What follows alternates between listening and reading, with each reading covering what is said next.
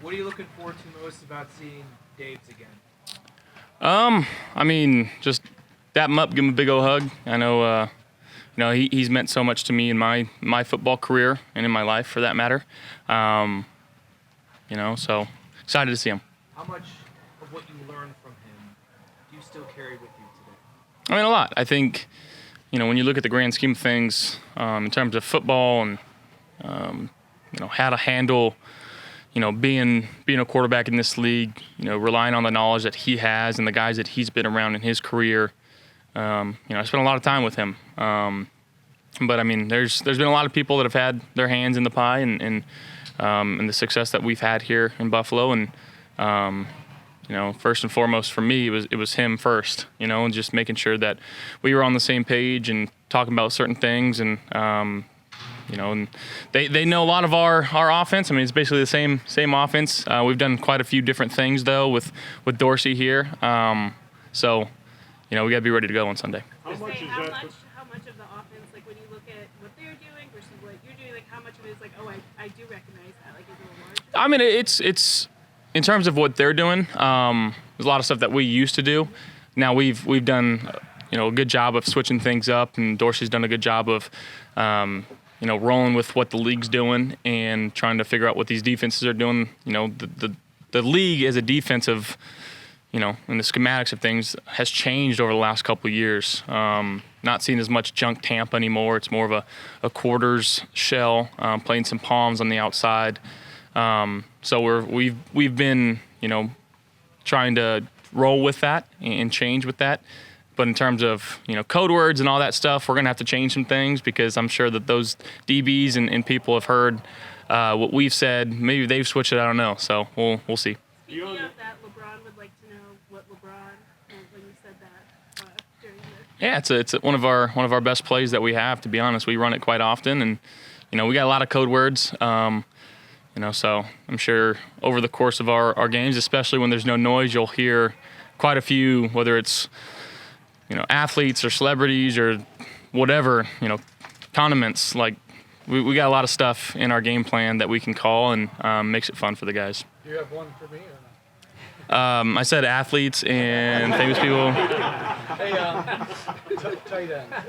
Obviously, I know the progression takes you where you have to go, but has it been a struggle maybe to get the ball, especially downfield, to Dalton and Dawson? It seems like it's been a little bit of a struggle. As far as I don't know if I'd call it a struggle. I think defenses are doing a good job of scheming up towards that, and they're taking away them. A lot of the stuff that we've called have had them first in the progression, and I feel like I've gotten off of it just because of what defenses are doing. So, there's only one ball that gets to go around at the end of the day, and we got to find a way to get that ball to those guys, especially downfield. Dawson and Dalton, they're two big playmakers, but when you're doing that and getting the ball downfield to them, you're taking away getting the ball downfield to Stefon Diggs and Gabe Davis and Deontay Hardy. So, there's things that we got to do to maximize each player on the field and get them utilizing their talents to the best of their abilities, because ultimately that's going to help our team. But we're 5 games in, we're still learning, and we got a lot of season left. Josh, there was a video of Stefon from the sideline the other day, kind of taking some frustration out on a tablet. Do you just sort of chalk that up to one of those days where it was a frustrating overall for the offense? I mean, yeah, but he was. I know a lot of people are throwing different ideas of what he was mad at on the sideline. He was mad at himself for running the wrong release on a route. So he's a competitor. He's a fiery competitor. I'm tired of hearing all this nonsense from people, because there's a lot of guys in the league that have that same fire that don't get talked about. But he's a lot of our juice on the sideline. Making sure that the offense is staying up and as energized as possible, and we feed off of that. So, obviously we want to play better. We want to win every single game that we play in, and but in terms of last week, it's in the past, and we've learned from it. We're moving on, and we got to utilize what we learned from it going forward. Follow up on that answer. Do you feel like he maybe doesn't get the credit that he deserves for his leadership with this team? No doubt. Yeah, he's a captain for a reason, and again, when you look at the sidelines of guys that are talking and making sure that everybody's ready to go, For better or worse, he's up in guys' faces, and he's making sure that we have as much juice as we need, and he supplies that to our offense, especially in times when we need it. So yeah, he doesn't get the burn that he deserves there, and frankly, that kind of ticks me off when people want to say stuff about him. But we'll keep that all that internal here. When you watched the film, were you kind of kicking yourself on the deep ball that he had to stop and come back for? Because if you had gotten it out there, it was probably 6. Yeah, I mean that's it's a long throw. It's a long throw, and people aren't going to see. Josh Allen actually got his hand on the ball and forced the ball to get out of my hand. So I spent that half second trying to refine the laces. Sometimes those guys make good plays too. They get paid, and that safety got himself in a position to make a good play. And I think 9 times out of 10, Steph comes down with that, and that was the one time that he doesn't. About the one where he got wide open. And I'm not talking about that. That was a long yeah. throw. The other one was it looked like it was about a 50-yarder, which you could handle. He had to kind of stop. Yeah. I mean, that was more so reading safety, and he was kind of in a position where I thought maybe he could take both, and he actually took the tight end. So I just kind of, those are one of those things like, don't overthrow him here. He's so wide open, don't overthrow him.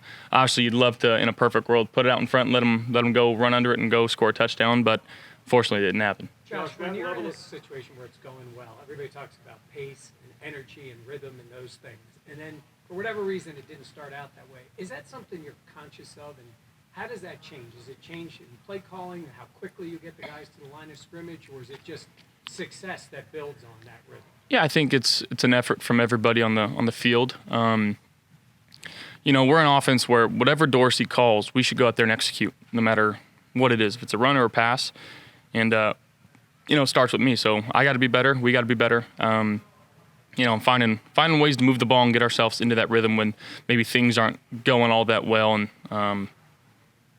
again, we'll learn from it, and we're moving on. Josh, I just wanted to go back to what you said about Steph's reaction in a more general sense. You kind of said the same thing about Miami last year when Ken took out some frustration on the tablet at the end of it.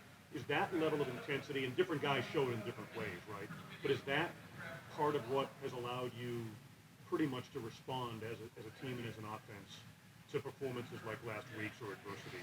Yeah, I mean, I'd be worried if nobody was freaking out. I think the want and the drive of this team of wanting to win, that's the make of a good football team. We're not okay with being mediocre. We're not okay with scoring 20 points. We're not okay with scoring, 16 points, whatever it was week 1.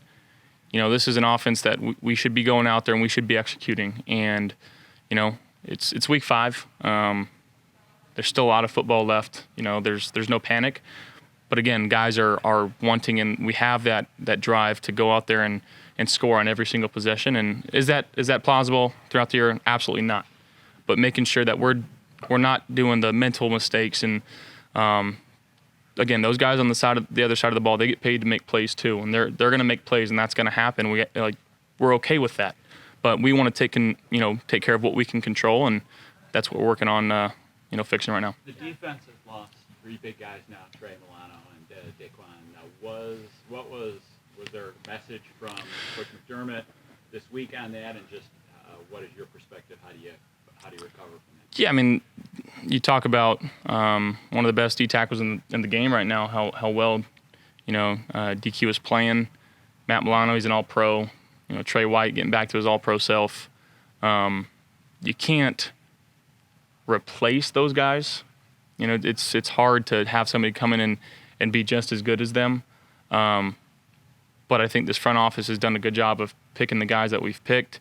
And this coaching staff's going to do a good job of coaching these guys and putting them in positions where they can succeed. So it's next man up, and that's for everybody in the entire league. Every team deals with injuries, and it sucks, and that's the game that we play. And it's not if you get hurt, it's when you get hurt, and it's going to happen to everybody at some point. So guys got to step up. We got to pull together as a team and make sure that it takes those other 10 guys to help fill that 11th position. Josh, as an offense, do you say on that, hey, we got to maybe pick it up a little bit in certain situations where you guys have to score 50, it is what it is? I mean, that's the thought process that we have, regardless. Doesn't matter who we got on defense, who we're playing.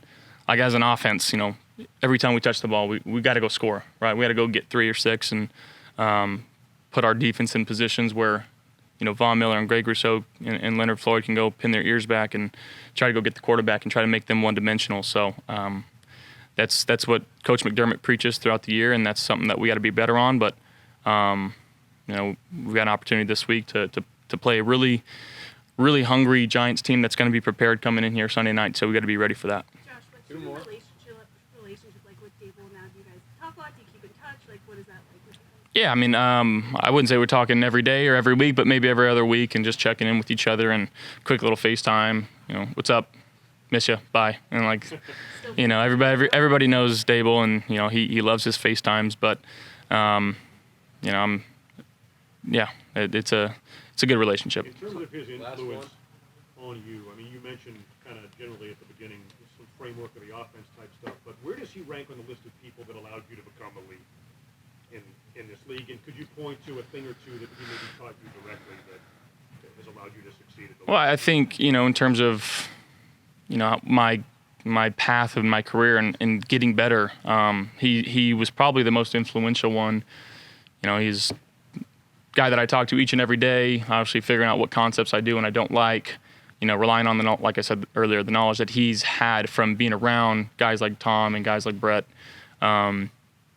So yeah, I mean, he's up there for sure. I don't know if he'd be number one. There, like I said, it's taken a lot of people to get me where I am right now, and I got to continue to work harder and get better. But yeah, he's been extremely influential in my career.